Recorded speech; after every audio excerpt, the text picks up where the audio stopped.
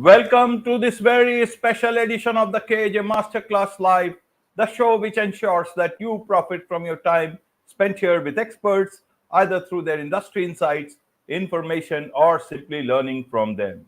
And today we have Eric G. He is the author of The Power of Personality, writing and life coach, and also a founder. Welcome to the show, Eric. Thank you so much for having me.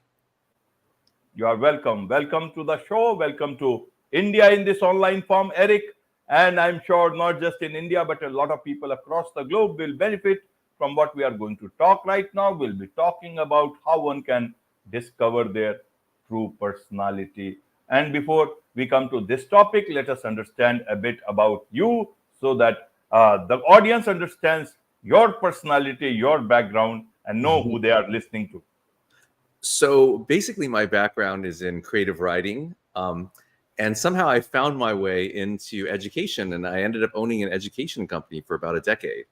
And so part of how I discovered personality typing and understanding people better is through coaching writing, right? Like oftentimes, a lot of times people think of writing as grammar and punctuation and things like that, but it's more about finding your voice.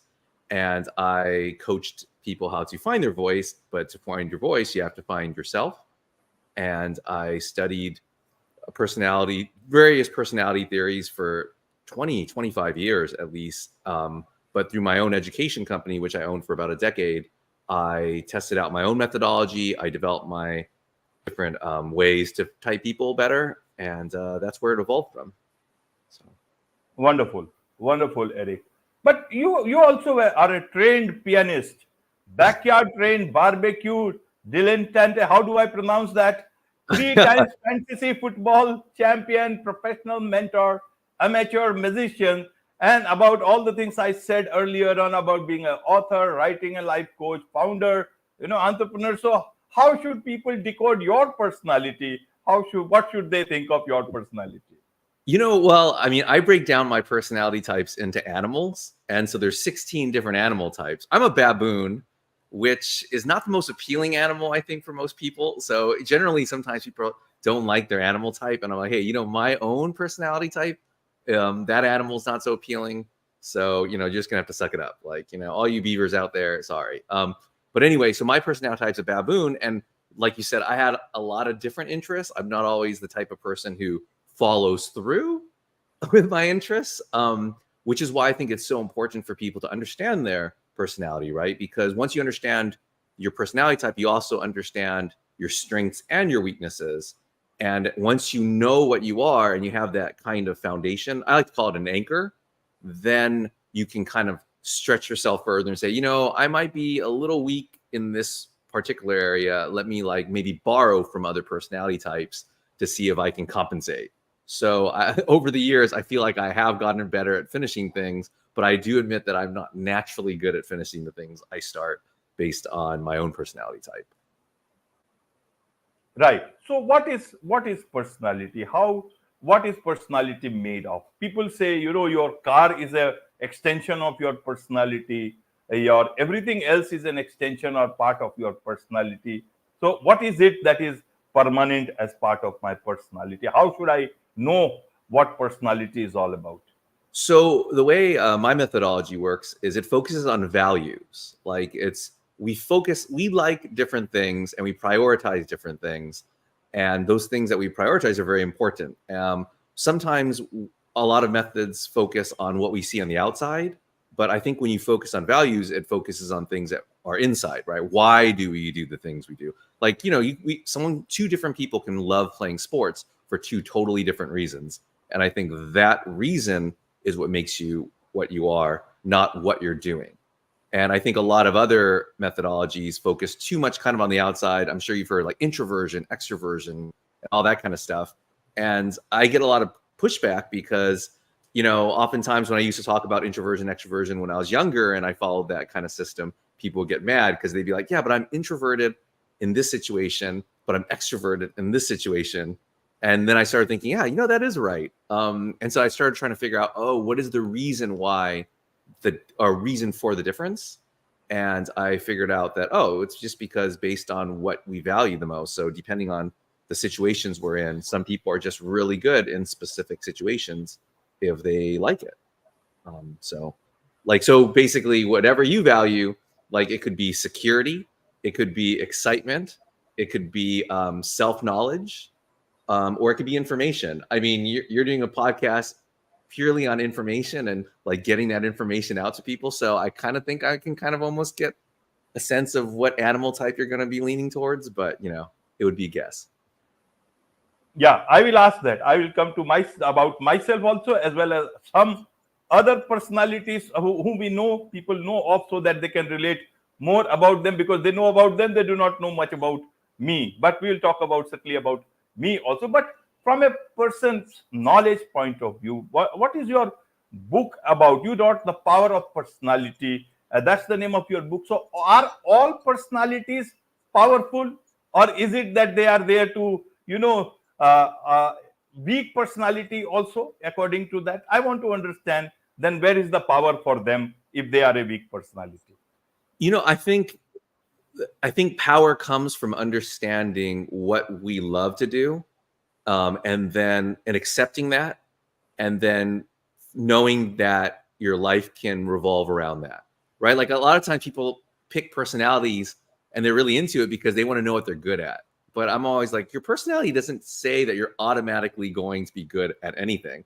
What it does is it tells us, oh, like I will naturally gravitate towards liking the arts, or not even the arts, but I'll naturally gravitate towards doing craft things with my hands, or I'll naturally gravitate towards working with people and really understanding people, things like that. But it doesn't necessarily mean you're good at it. It just means that you like it.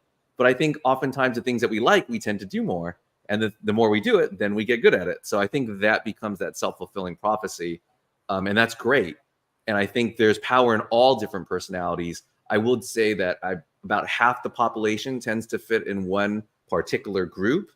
And that can be difficult for personalities that don't fit in that group. And so really my book is trying to let people know, one, how to understand the people around you. So it's basically a guidebook. It tells you how to personality type people. Like once you buy The Power of Personality, ideally, once you read it, you should be able to figure out, oh, who's my mom? What animal type is my mom? What animal type is my dad? What about my spouse? And then you can start understanding why you may get along with them in a certain way, or you may have conflict with them in a certain way. So, right. So, how have you dealt in a nutshell? If you can tell about the different personality types that people are generally, you talked about 16, if I heard it correctly, and how should they know that what personality type they are or others are, whoever it is that they are dealing or living with? So quickly, so there's 4 major groups. I call them packs because, of course, I use animals, right? So that's easy to remember. So there's 4 packs, and each one of those packs has 4 different personality types within it. So, of course, 4 times 4 is 16, if my math is correct. And each pack values something differently. And I think that's kind of the hang up. I think with a lot of times when people talk about personality, we assume that our values are the same. We assume that we get to those values in a different way, but deep down inside, I value the same thing that you value. But what I found is that's not true. Like some people value their family in a certain way where that's like the number one priority. And, for other people, it's not. And that's okay. And so one pack values security and safety, and that's the largest pack. And so when you think about society, it's structured around that pack. Like civilizations occur because we've created cities which make people feel safe, that combine resources, that store things and make us feel like, okay, we're not going to die from starvation or the weather. And then there's another pack that values excitement, like visceral excitement. They love the feeling of nervousness that you get when you're on a roller coaster or you're taking risks. And you can imagine like those, even if you're in one of those packs and the other person's the other pack, you can imagine there's a conflict already, right? Like the idea of safety versus excitement. I mean, those are 2 competing instincts, and then of course the 2 smaller packs, one values information, like I had mentioned before, and another values self-knowledge. So those are the 4 ways I would separate it. And then within those 4 packs, there are 4 animal types that have different ways to kind of try to get security or get, excitement. But you probably don't want me to go too deep into that because then it gets pretty wonky. Absolutely. So, how should people, at least in a small bit of way, you can say, how do I know what the other person's personality is?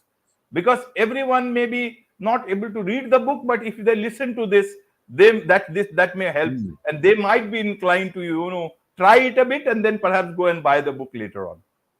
So the quickest way I can do it without having to buy the book, and something that probably everybody's experienced, is just school, right? I think those of us who are fortunate enough to be in societies where they have school for us, I think we're lucky enough we've all had that experience, right? And so when you're in a classroom, let's just imagine you're in a kindergarten classroom, you're going to have half the population or half the kids are going to sit quietly and listen to the rules and listen to the teacher.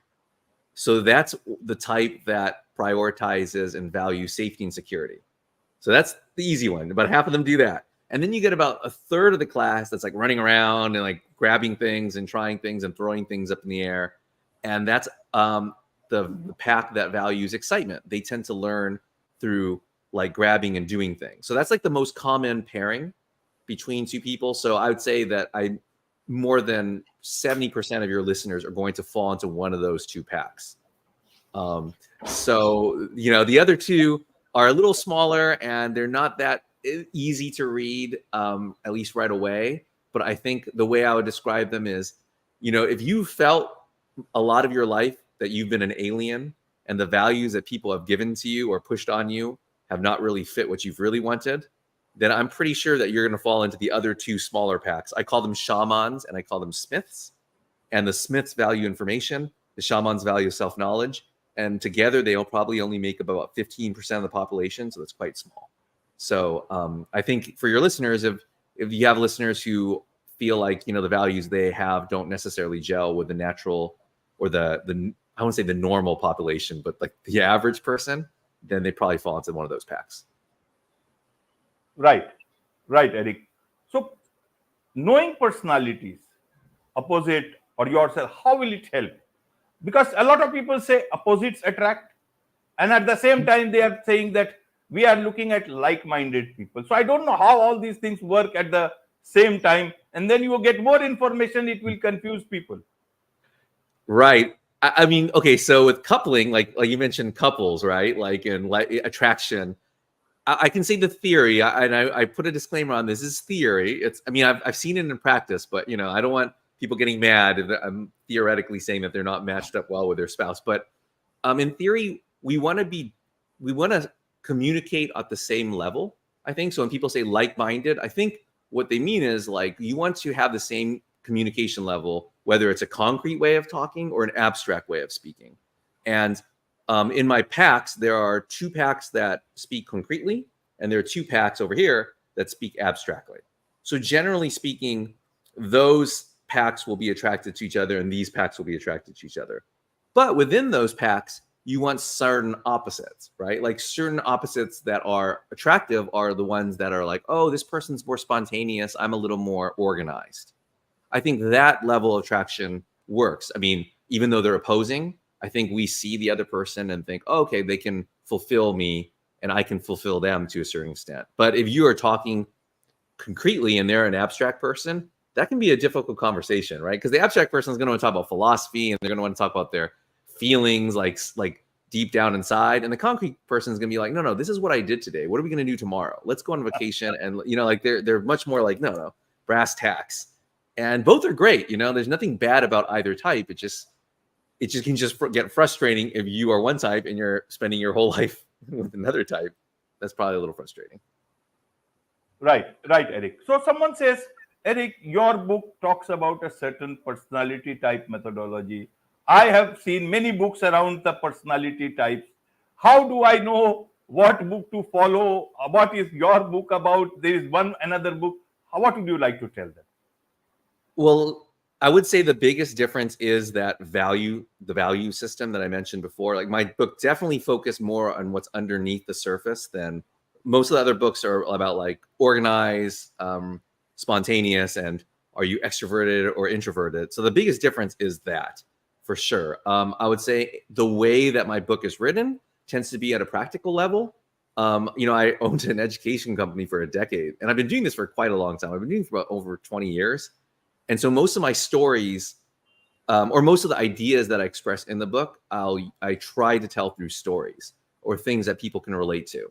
Because I think a lot of books, they tell you a lot of theory, and then they give you this test that's very cookie cutter, and it's supposed to apply to like everybody who takes it. And then the whole entire book is a bunch of prescriptions. But for me, I'm like, no, I want this book to teach people how to be the test. Like, so if you read my book, ideally, you will become the test. You won't have to rely on like some 70 question test to figure out what someone is. You can do it yourself. So. Right, Eric. Right. Now, when you look at people from a personality type, and so is it a very straight jacketed approach? Because a lot of people say people change, they can also change their personality. A lot of historical figures have done that, so that is a proof. A lot of times people also make that change. So should we look at others purely from that perspective, because there is always a chance to change, or do we consider that no, personalities cannot change? What is your take on this?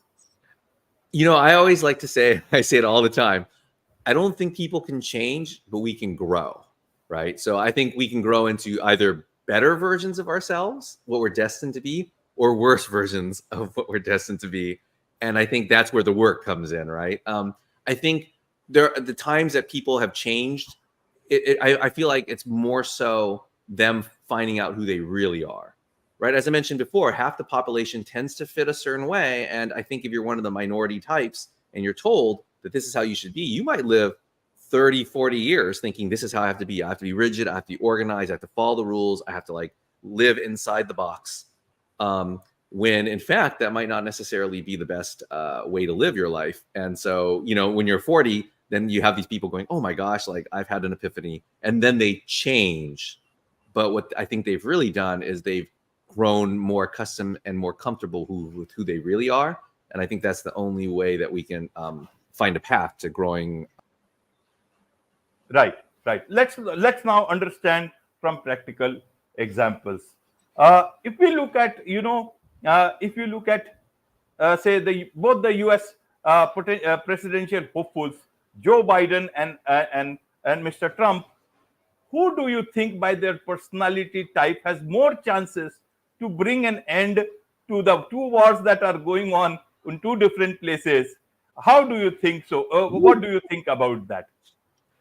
Well, I would, that's a tough question in terms of who has the better chance to do that. I can tell you their animal types. I do know, I can read their personality types. I can do Trump first, because Trump's an easy one. He would be termed a fox. And I think, when we use the animal fox, I think people know what that means, right? And that's the reason why I love personality, because another fox on the political scene, or another example of a fox personality type, would be Bill Clinton. So, Bill Clinton and Trump, at least right now at this moment, Bill Clinton and Trump are on totally opposite ends of the political spectrum, But, if and they have different backgrounds, when people might argue, probably true, that Bill Clinton's smarter, but at the end of the day, if you look at the two men and their personalities, I think most people are like, they are really similar in a lot of ways. I mean, they both love women, and lots of them. And so I think that's funny that at the end of the day, I do think personality tends to rule supreme, where, we could have all these differences in our background and our culture. Like Bill Clinton grew up really poor. Donald Trump grew up obviously with a silver spoon. But when they grow up to be, older, we can tell, okay, no, they're very clearly similar. And so that's Joe Biden is an elephant, which I know I'm saying that and people probably don't know what that means. But elephants tend to be warm, friendly. They are like everybody's uncle, or dad, and they tend to be like that mom or dad who's always bringing friends in. Like, if you have a parent who's always like inviting your friends over for dinner, that's an elephant type. They love to grow their family. So that would be Joe Biden's type. Wonderful. I don't know about them much, but I can tell you for sure, talking about Donald Trump and Bill Clinton, and talking about women. Both had women the affairs in their own manner, and both had a lot of got famous or infamous for both in their different situations. Oh, yeah. If you can look at that, so I can certainly understand that. Yes, in terms of the Fox personality, this part is also a part of their personality. More will depend on individuals. Now let me take a bit of understand a bit about myself. What do you think? Who am I? What would you like to tell me? Well, I'm gonna guess you're either a smith or a shaman. So let me ask you this: like, do you feel like you like all types of information? Do you like learning about everything? If you had a choice, would you want to know about every single field, or would you like to know everything about yourself? Both. Well, you have to choose one. You got to choose one, and then I know that's tricky. I would like to go for others because I know quite a bit about myself.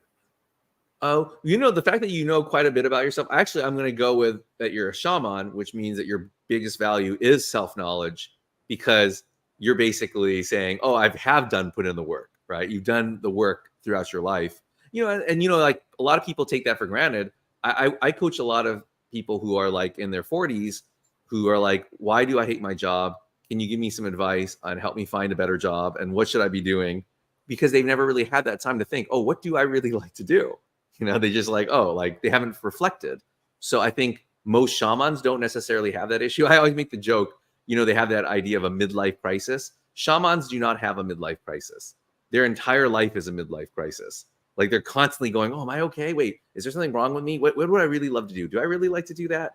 So anyway, I think then you put in the work. And so I'd guess you're a shaman. And because you host a podcast, I'm going to guess you might be a baboon as well.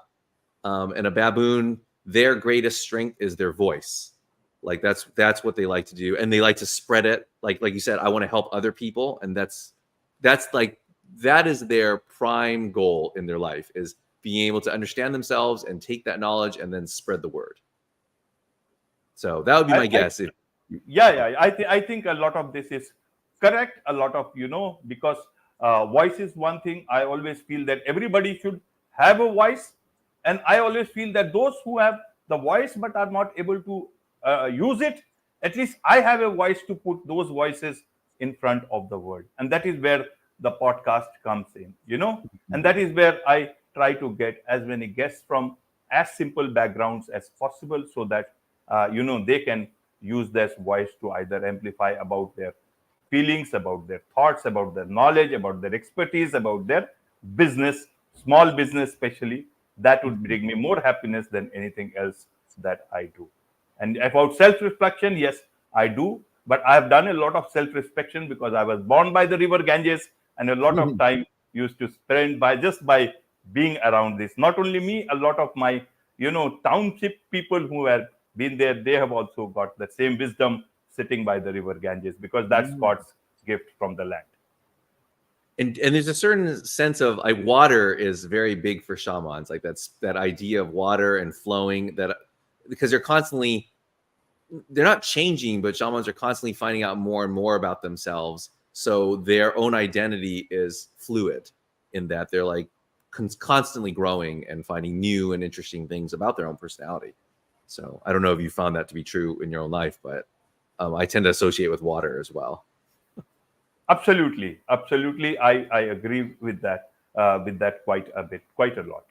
So in that sense, you see, a lot of the audience will find that it will be worthwhile for them to certainly go for your book, and get a lot of knowledge. And rest, as I said, there is a lot to learn from you, understand about you, learn from you from your books, and also about your life coaching if they want. So what is the best way for them to connect with you, Eric? The best way is on my website, projectutopia.com. You can find me there, and just message me if you're interested in some life coaching. I do it all over Zoom. So I know everybody loves that because you can do it from all over the world. I did have a student that I was coaching, but he was from America, but he was studying in London. So I guess that counts as kind of over the Atlantic coaching. And then also, if people want to take the test, now I do put this disclaimer that I have a test online, but the book really is the test. And our online test, which I did put a lot of work into it, but my disclaimer is it's only as good as any cookie cutter online test is going to be. And that is at utopiaproject.com. So I have two different sites. Don't ask me why. Well, yeah, I have no idea why I have two different sites, but if you just flip them around, it's either projectutopia.com or utopiaproject.com.